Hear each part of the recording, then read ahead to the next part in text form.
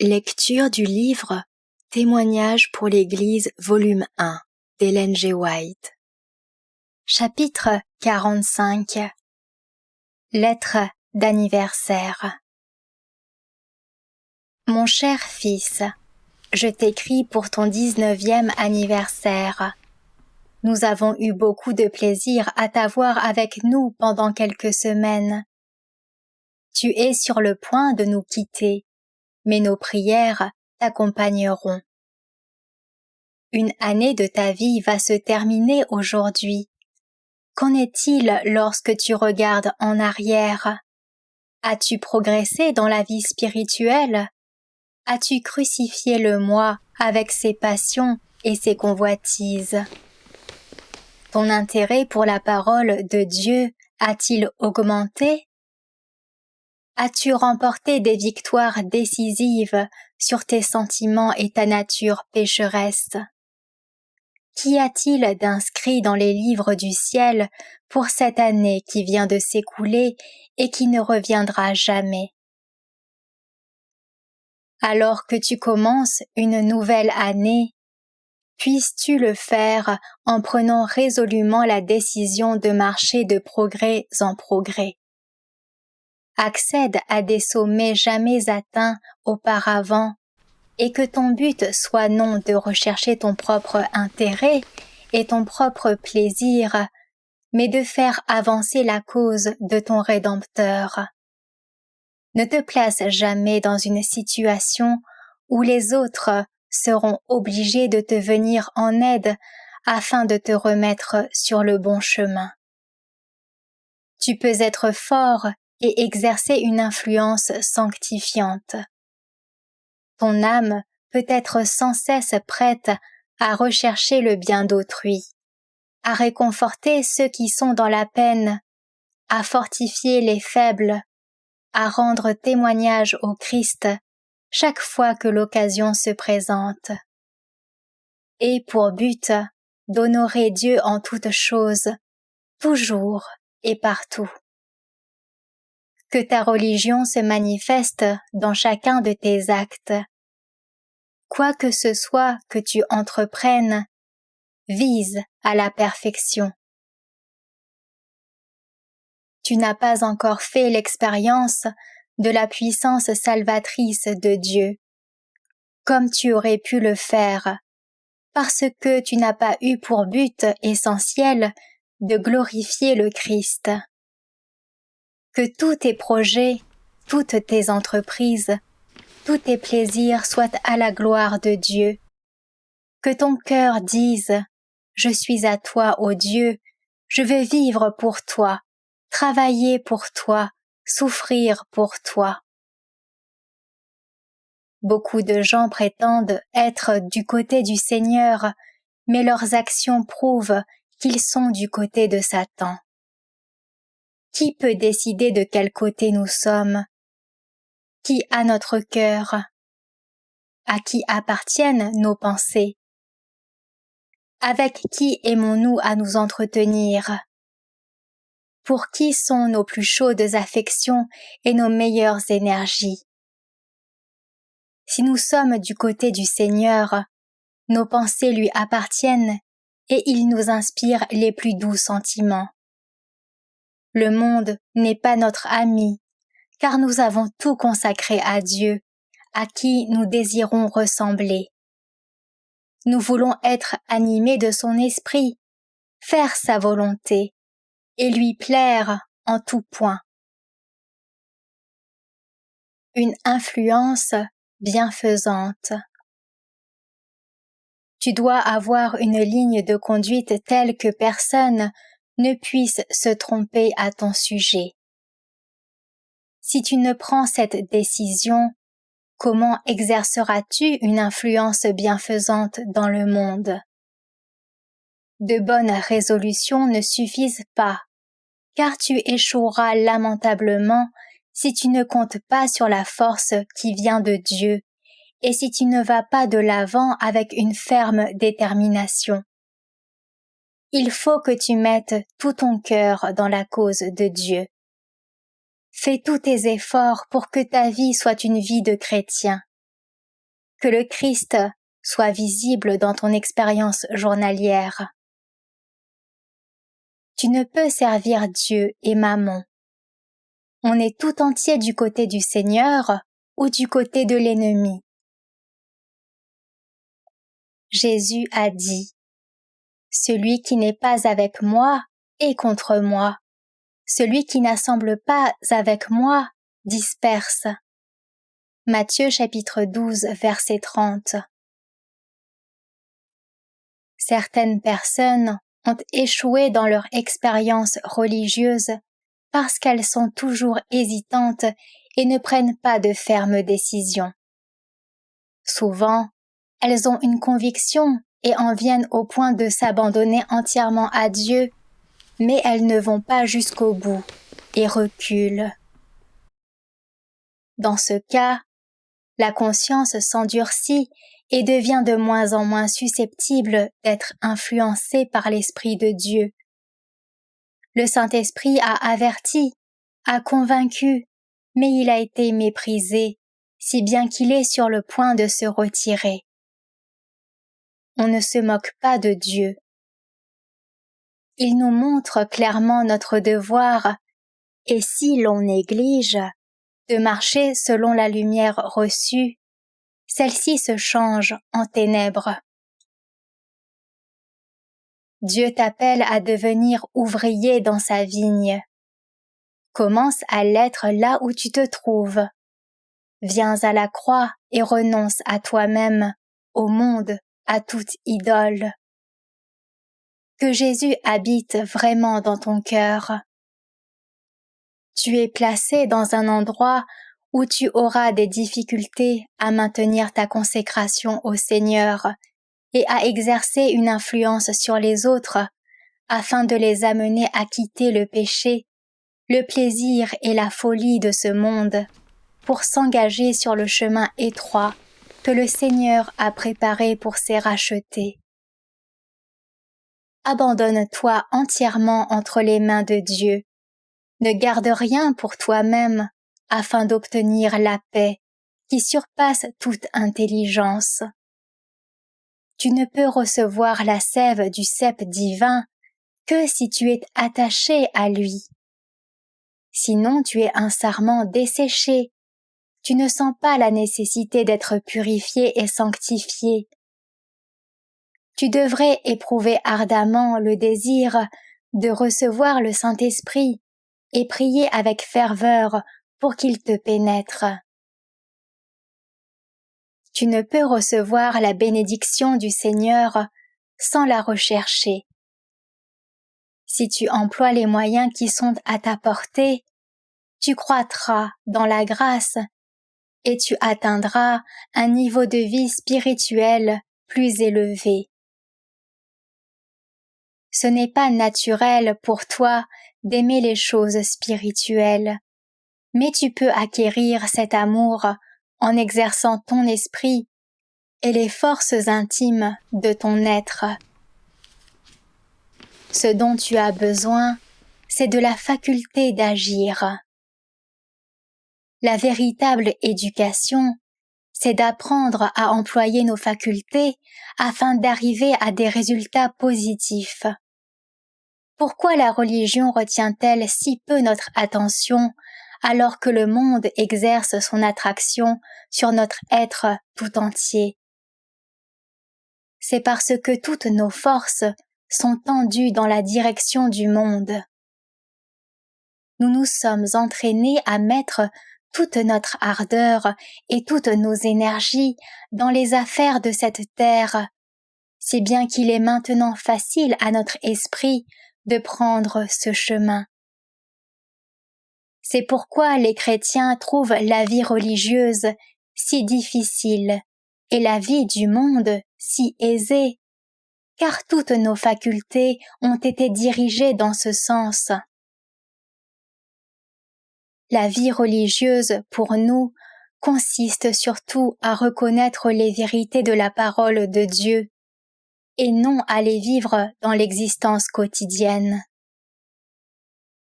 La culture des pensées pieuses et des sentiments religieux ne fait pas partie de l'éducation, alors que tout notre être devrait être influencé par elle. Il nous faut acquérir l'habitude de faire le bien. On le fait généralement par intermittence, quand les circonstances sont favorables, mais notre esprit n'est pas naturellement incliné vers les réalités d'en haut. Manque de maturité spirituelle. Il n'est pas fatal que nous ayons une vie spirituelle chétive. Il faut que notre esprit se livre constamment à l'exercice de la piété. Il ne suffit pas de prier. Tu dois t'habituer à concentrer ton attention sur le royaume de Dieu et sa justice. L'exercice te donnera de la force. De nombreux chrétiens de profession courent le risque de perdre sur les deux tableaux. Essayer d'être à moitié chrétien et à moitié mondain aboutit à appartenir au monde pour 99%. La vie spirituelle est la vie que Dieu demande de nous. Toutefois, des milliers de gens s'écrient « Je ne sais ce qui se passe, mais je n'ai pas de vigueur spirituelle. Je ne jouis pas de la présence de l'Esprit de Dieu. » Cependant, ces mêmes personnes retrouvent leur facilité de parole et sont même éloquentes lorsqu'il s'agit de sujets ordinaires. Écoute-les, au contraire, lorsqu'elles participent à une réunion. Elles sont à peine capables de prononcer une douzaine de mots intelligiblement. Ce sont des hommes et des femmes de ce monde. Ils ont cultivé leurs inclinations terrestres, si bien qu'elles se sont renforcées singulièrement. Spirituellement, ce sont des enfants, alors qu'ils devraient être forts et intelligents. Mais ils n'aiment pas s'attacher à méditer le mystère de la piété. Ils ne connaissent pas le langage du ciel et ne se préparent pas à entonner bientôt les hymnes célestes et à faire leurs délices, des exercices spirituels qui seront là-haut l'objet de l'attention de tous. De prétendus chrétiens, des chrétiens mondains, sont sans connaissance réelle des choses célestes. Ils ne franchiront jamais les portes de la Nouvelle Jérusalem, car ils ne s'intéresseraient pas à ce qui s'y passera. Ils n'ont pas habitué leur esprit à se plaire à la méditation de ce qui concerne Dieu et le ciel. Que feraient-ils là-haut? Et comment se réjouiraient-ils à reposer leur esprit sur ce qui est spirituel, pur et saint, alors qu'ils ne l'ont pas fait ici-bas? Il régnera une atmosphère de pureté à laquelle ils ne sont pas le moins du monde accoutumés. Quand ils étaient dans le monde, ils obéissaient à leur vocation terrestre. Ils savaient très bien ce qu'ils avaient à faire. Leurs facultés d'ordre inférieur, étant constamment en exercice, prenaient de la force, tandis que les énergies plus élevées et plus nobles de l'esprit s'atrophiaient. Ils n'ont pas discerné les choses spirituelles parce que leurs yeux se plaisaient à celles de la terre, et ils n'ont pu s'apercevoir que les réalités célestes étaient bien plus glorieuses que celles d'ici-bas. Il faut que l'esprit apprenne par une discipline constante à aimer la pureté. L'amour de la piété doit être encouragé si tu veux croître dans la grâce et dans la connaissance de la vérité. Le désir d'être bon et vraiment sanctifié est appréciable pour autant qu'il dure, mais si tu t'arrêtes en chemin, il ne t'aura servi de rien. Les bonnes résolutions ne seront d'aucune valeur si elles ne sont pas mises à exécution. Nombreux sont ceux qui seront perdus tout en espérant devenir chrétiens et en désirant l'être. Ils ne font pas des efforts suffisants. C'est pourquoi ils seront pesés dans les balances célestes et trouvés trop légers. La volonté doit être exercée dans la bonne direction. Il faut que tu puisses dire « Je veux être chrétien de tout mon cœur. Je veux connaître la longueur, la largeur, la hauteur et la profondeur de l'amour parfait. » Prête l'oreille aux paroles de Jésus. Heureux ceux qui ont faim et soif de la justice, car ils seront rassasiés. Matthieu chapitre 5, verset 6. Le Christ a amplement pourvu que soit satisfaite la faim et la soif de l'âme pour la justice. Élévation du niveau spirituel. Grâce à l'amour, l'âme atteindra un niveau spirituel plus élevé et comprendra mieux les réalités divines. Elle ne sera pas satisfaite si elle n'est pas remplie jusqu'à toute la plénitude de Dieu.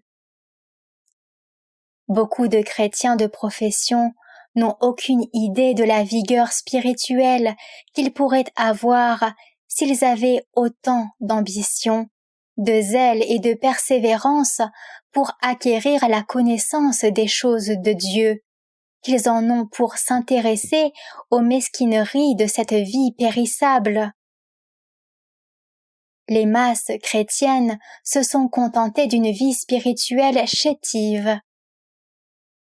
Elles ne sont pas disposées à rechercher avant tout le royaume de Dieu et sa justice.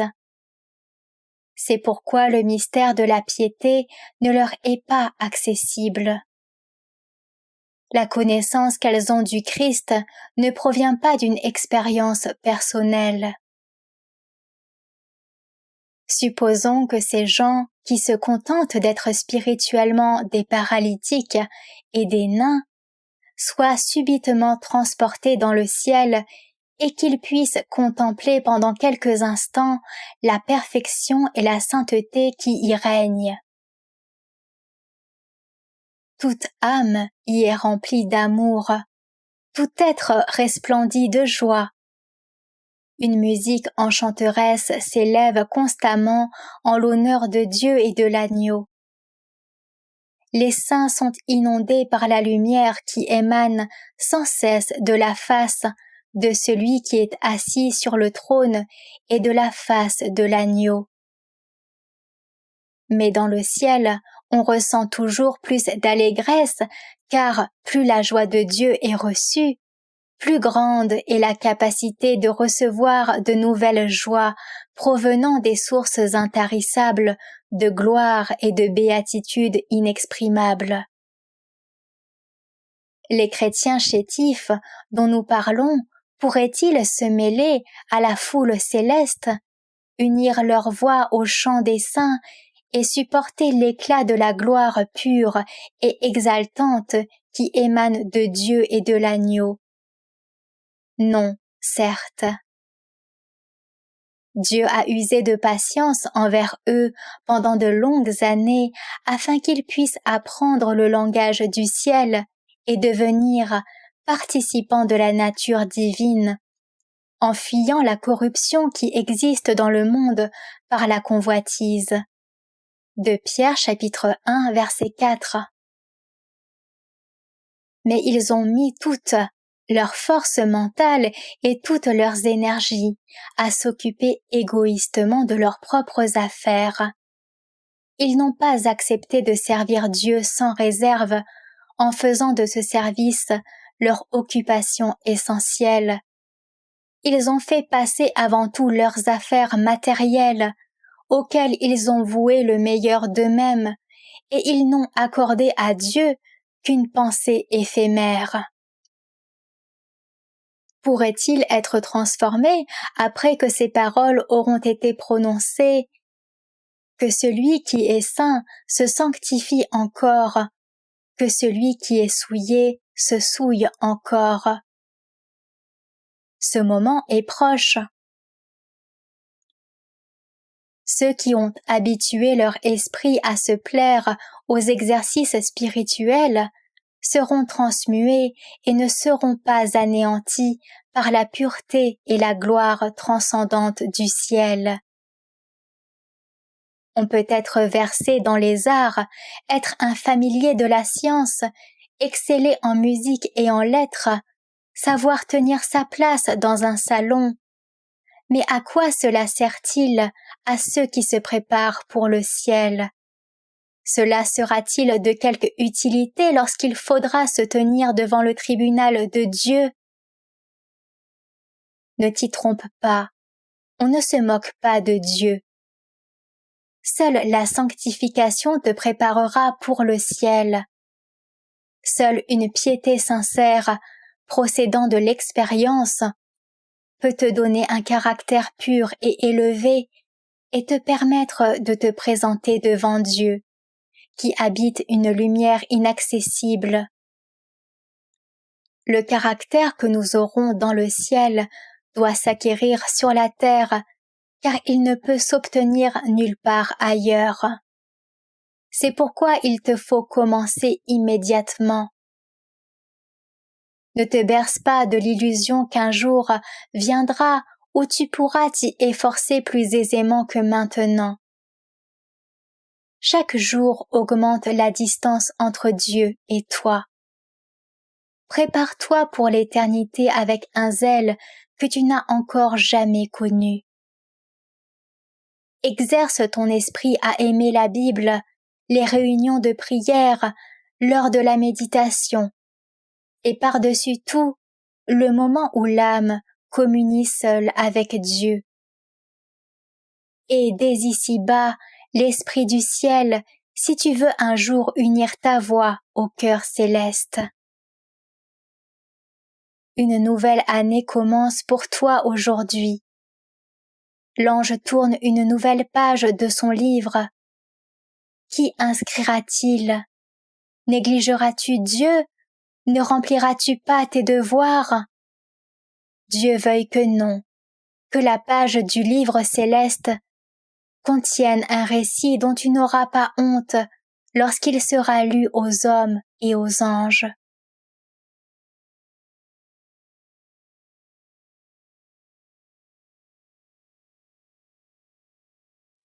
Retrouvez plus de lectures des ouvrages de l'Esprit de prophétie sur lerest.org.